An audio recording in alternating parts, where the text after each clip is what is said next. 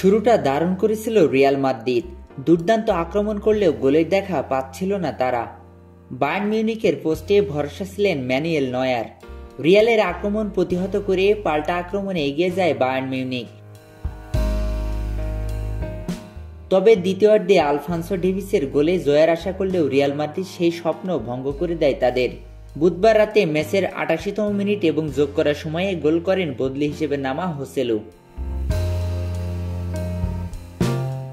তার জোড়া গোলে ভর করে ২-১ ব্যবধানে ফাইনালে পৌঁছে যায় রিয়াল। দুই লেগ মিলিয়ে ৪-৩ ব্যবধানে জয় পায় দলটি। বায়ার্নের মাঠ থেকে ২-২ গোলের সমতায় ফেরা রিয়াল এদিন এগিয়ে যেতে পারত। বক্সের ভেতর থেকে ভিনিসিয়াস জুনিয়রের চেষ্টা থাকার পরও বল দূরের পোস্টে লেগে ফিরে যায়। ফিরতি বল জালে পাঠানোর জন্য রদ্রিগোর সুযোগ পায়, কিন্তু তার দারুণ শট বেশ দক্ষতার সঙ্গে আটকে দেন ম্যানুয়েল নয়ার। তারপর বায়ার্নের রক্ষণে ফের চাপ সৃষ্টি করতে থাকে রিয়াল মাদ্রিদ।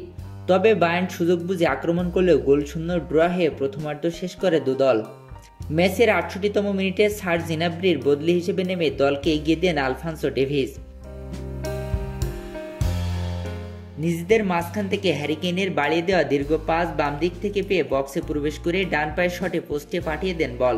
এর ঠিক ৪ মিনিট পর বায়ার্নের জালে রিয়াল বল পাঠায়, কিন্তু গোলটি বাতিল করে দেন রেফারি।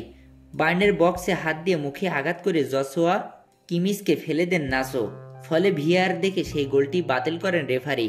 ম্যাচের ৮৭তম মিনিটে বল শট করে জালে পাঠিয়ে দেন হোসেলু। যোগ করার সময় নিজের দ্বিতীয় গোলটি করলে ফাইনালের টিকিট নিশ্চিত করে রিয়াল মাদ্রিদ।